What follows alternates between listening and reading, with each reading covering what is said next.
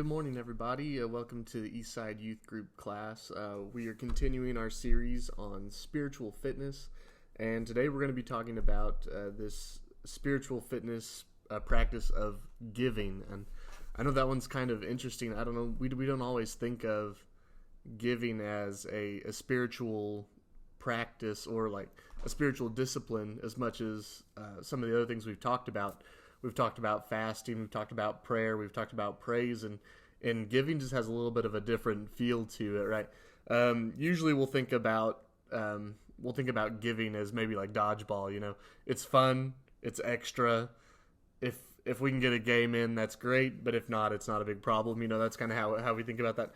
But on the other side of it, Jesus will talk about giving as leg day, right? It's a little bit different, more intense. It's an important spiritual fitness exercise, and we probably shouldn't go without it. But in Matthew chapter 6, verse 2 through 4, Jesus is going to say, "Thus, when you give to the needy, sound no trumpet before you, as the hypocrites do in the synagogues and in the streets, that they may be praised by others. Truly I say to you, they have received their reward. But when you give to the needy, do not let your left hand know what your right hand is doing, so that your giving may be in secret, and your Father who sees in secret will reward you." See, we're talking about these spiritual fitness practices and how spiritual fitness and practicing these disciplines are supposed to be preparing us for the days where we face these spiritual battles that we have in our lives, right? These things that come on and fight us. And when you think about giving, it's kind of interesting to think about what kind of spiritual battles is this practice trying to help us fight against. And a couple that I came up with and I thought we'd talk about is greed, selfishness, and independence. I know that doesn't sound like a sin, you know, being independent, but I think there's this temptation to isolate ourselves, try to do everything for ourselves a lot, that I think giving really fights against. Ecclesiastes chapter 5 verse 10 says, "Whoever loves money never has enough. Whoever loves wealth is never satisfied with their income. This too is meaningless." Greed is kind of a sneaky temptation that we deal with. It's kind of this very sneaky kind of sin that creeps into our lives. The definition for greed is it's an intense and selfish desire for something. Greed is this desire for something that's not ours. Usually, you know, we want something so badly that we'll do pretty much whatever it takes to get it, or or it's even the other side of like hoarding something. Like we'll think about anything that we can do to get another dollar and, you know, make that bank account go up higher. It's about accumulating all this stuff. Maybe there's these collectibles that we'll do anything to get our hands on. Greed is this strong, intense desire for something that we don't have, but it's great, and it's important to follow our interests, and it's important to be responsible with the way that we handle business and the way that we do things. But there can come these temptations to invest so heavily in our own interests and our own desires and in ourselves, to just invest so much that other people's needs, they stop mattering to us. Matthew chapter 6 verse 21 says, "Where your treasure is, there your heart will be also." What we invest in is where our hearts are going to be. Where we put our time, where we put our money, where we put all our stuff, that's where our heart is going to be, right? So we invest in making money. We invest in being the best at whatever sport we're playing, our athletics. We invest in video game time. Like that's a real thing. You know, we build up our character over and over again that it's hard to get rid of, you know. We invest a lot in our looks, the way that we appear to other people that are outside of us. What we invest in, where we put our treasure, is where our heart is going to be. And if we're not careful in all these things that we invest in, if we put so much into those things, it's those things start to become more important than others around us, right? We start blowing off our friends to practice more. We start letting relationships go because someone might be a threat to us earning more, right? that's just kind of the case. Once we invest so much in something, other people's needs stop mattering so much, and there's this greed and there's this independence to that really kind of isolates us and drives us away from others. We start to become dependent on ourselves instead of dependent on God, right? There's this practice of giving that Jesus is talking about, where we're not supposed to do it for the praise and for the glory and all this stuff, but to do it for a God that sees us in secret, right? I want to talk about a few ways to practice giving, and I think this is important because we wanted these lessons to be very practical. How can we set real goals in order to practice these these spiritual fitness things? And the way that I would say about going about practicing giving would first be to find a cause that's bigger than yourself. Find something that you are interested in that is above yourself, that is beyond yourself, right? We need to try to invest in others instead of ourselves. Whenever we do that, when we start investing in others, greed, selfishness, it can't get a foothold, right? Greed doesn't hold on to us whenever we're seeking to lift somebody else up, right? We're not selfish when we are looking to serve, right? Which is kind of the way that Christ threw the whole worldview on its head a lot of times. We behave more like Christ whenever we give, whenever we find a cause, whenever we find those that are in need, whenever we find that stuff.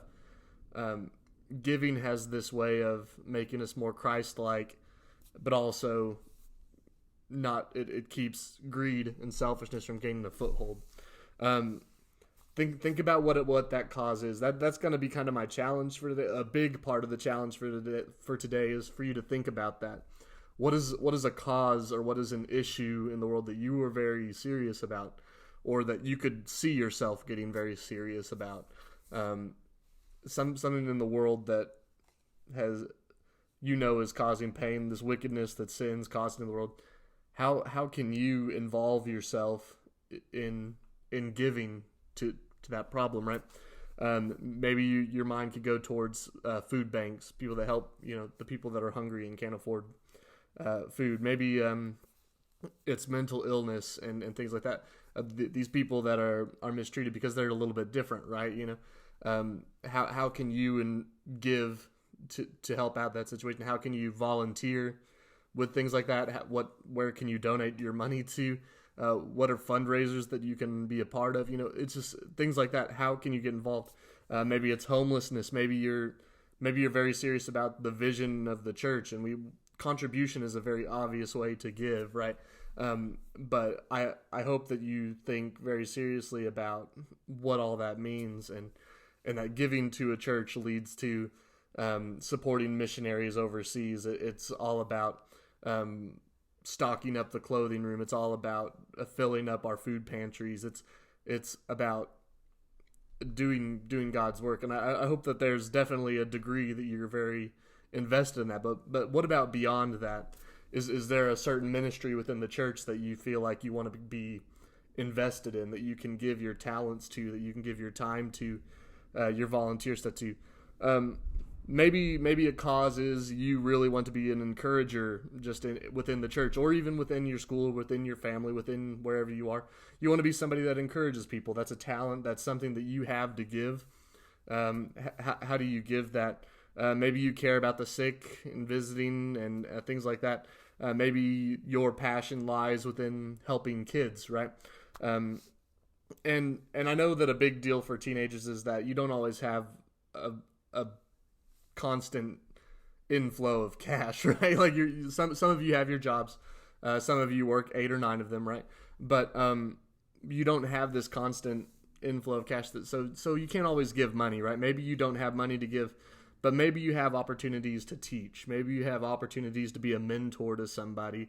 Maybe you have time to volunteer somewhere. Maybe it's getting involved in the clothing room, or maybe it's getting involved in some other organization in the community that helps out people dealing with, as far as this cause or an issue within our community here. Maybe you can help somebody that's younger in the church, or even at school or anywhere, with learning how to play an instrument or how to play a sport better. How can you use your gifts, your talents, your abilities, all this stuff that God has placed in your life, in your lap? How can you give? How can you share that with others? How do you not hoard it? How do you quit avoiding the people that are around you? Right? How do you give? How do you share? How do you use these gifts to create goodness? Right? To share righteousness. That's all part of this goodness, this kindness, this love that outpours from the gifts that you have.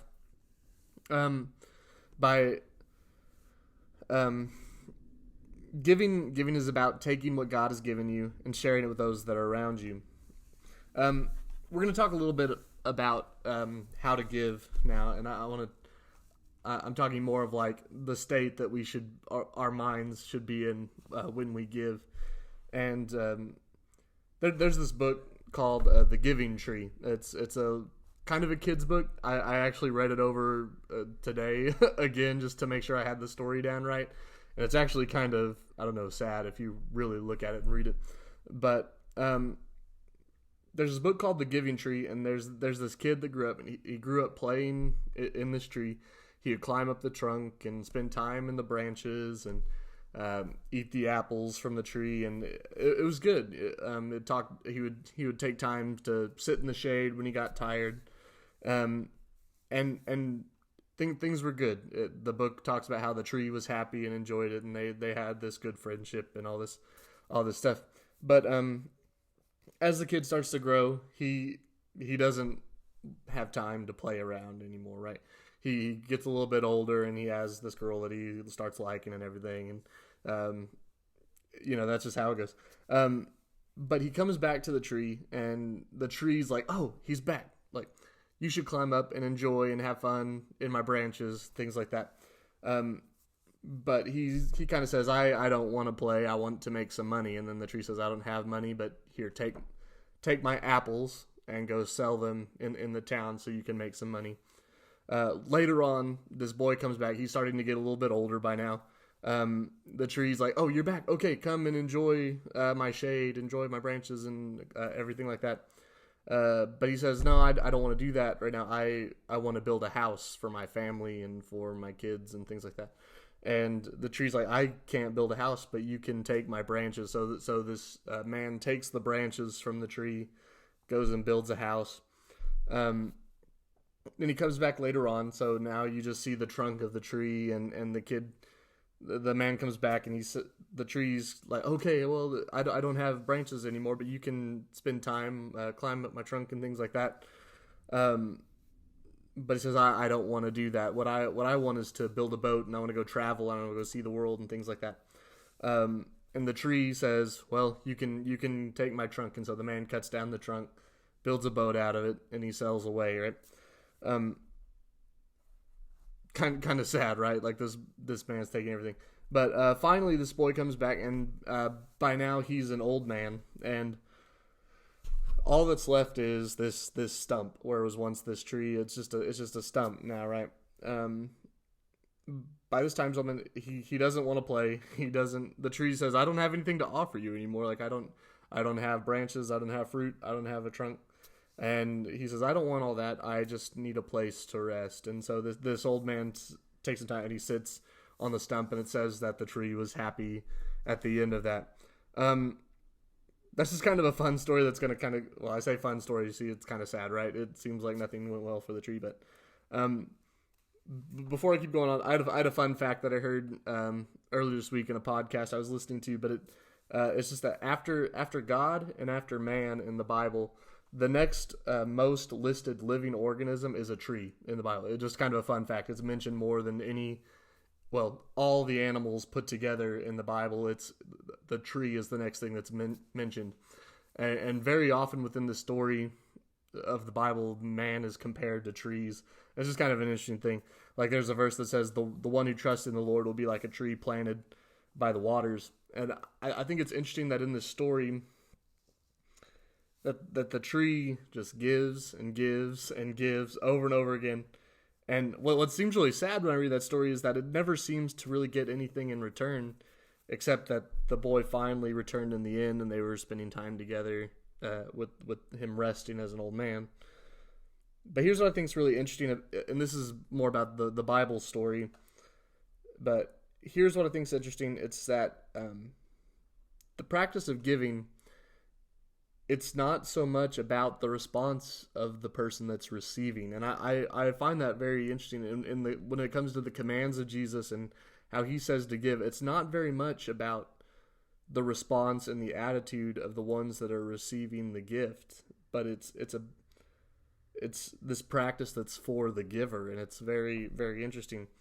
We're not told to give in order to receive praise or gratitude. Jesus will say the exact opposite of that don't give your gifts out in front so that they'll play music for you in the synagogues, right? That people will be celebrating and praising and rejoicing for you.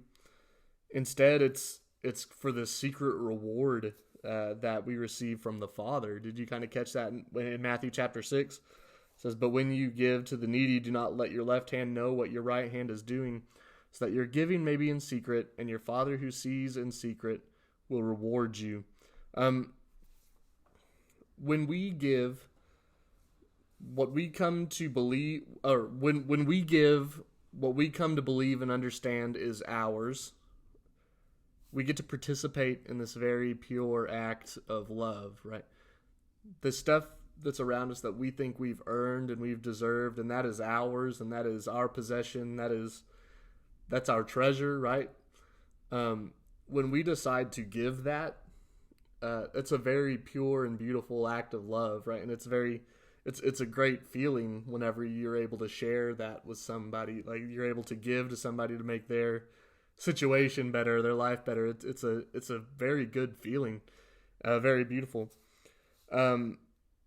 But when we give in order to help someone that doesn't appreciate it, we get kind of a small taste of the incredible love that was shown to us by Christ.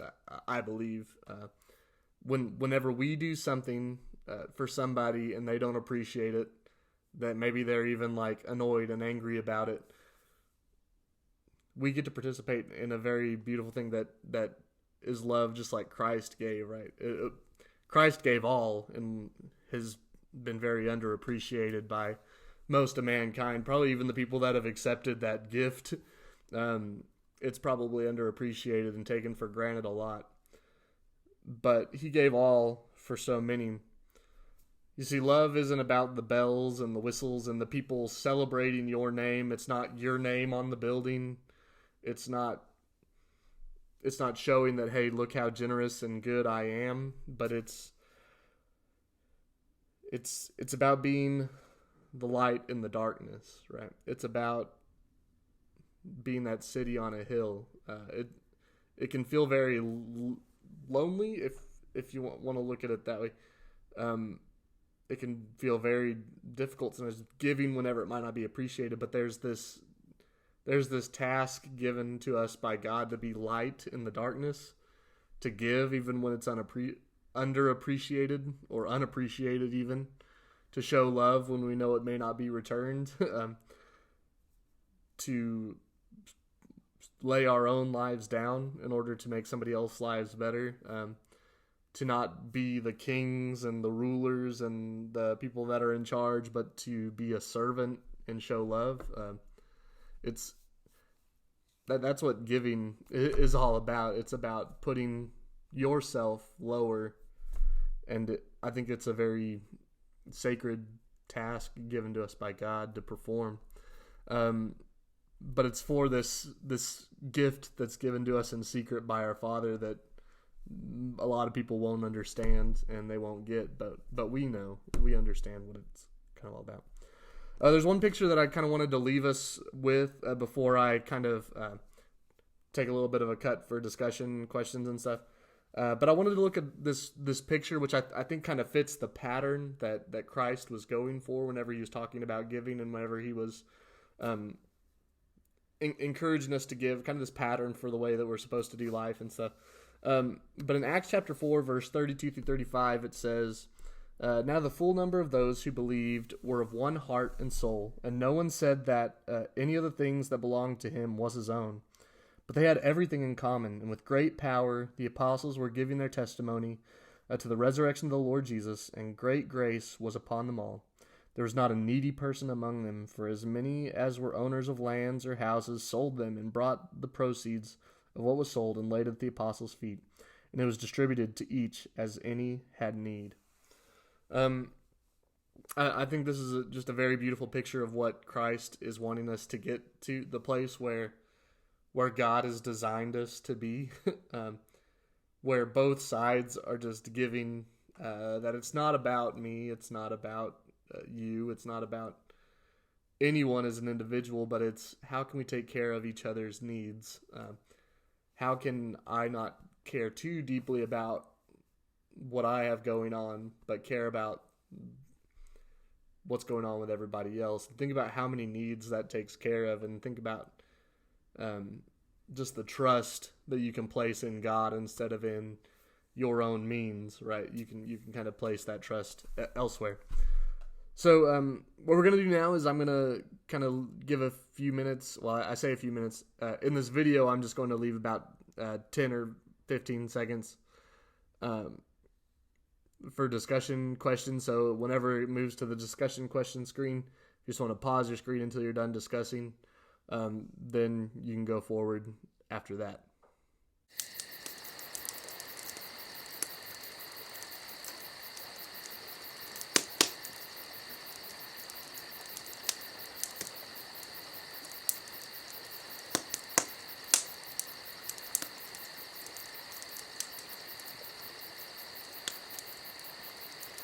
Okay, so as we've kind of talked about this in the past, we're trying to do this spiritual fitness thing, and we've had these 4 steps that or these 4, I guess, rules. I don't know how else to say them, that we need to put in place for implementing these spiritual disciplines and practices in our lives.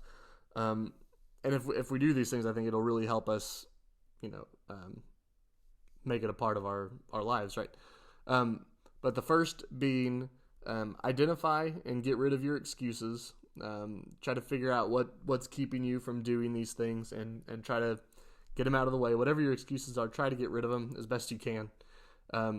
2 is to find accountability. Find somebody that's going to keep you on track, that's going to make sure that you're keeping up with these disciplines and keeping your goals that you're going to set. 3, set clear, obtainable goals. Okay, maybe it's you're going to try to volunteer a little bit of time this week to help out somebody else. Maybe it's just deciding to give some encouragement or write a letter to somebody.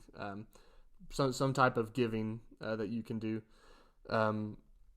Lastly is to celebrate your victories. One of the things about giving is you kind of celebrate this one quietly with God, right? You get to experience this selfless love that's about, it's not about you, and it's not about all that you can take in, but it's about seeing how God works and how he selflessly gives of himself too. So those are kind of my thoughts for today. I hope you guys enjoy your Easter Sunday. It's kind of weird. Usually around this time of year, we'd be wrapping up doing worship at LTC, or at least I'd probably be there. A lot of you would still be back at Eastside, but I hope that we can kind of meditate on today on what all Christ gave, that he gave his life for us, that he was this willing sacrifice that came and died, and what Easter's all about is in 3 days he rose. He is risen. He proved that he defeated it. He beat death. He beat sin. And it's the reality that many of his disciples paid for with their lives, because they just couldn't help but talk about it and share it with others. And I hope that that's a message that you can't keep to yourself, and that you can share with those around you, that Christ rose again. He proved it. He wasn't just another death on the cross. He wasn't somebody who was wrongly convicted of being a criminal. He had the power to defeat death and was a sacrifice that paid for our sins. And maybe meditate on that idea today and think about that some. But enjoy your Easter with your families, and have a good one.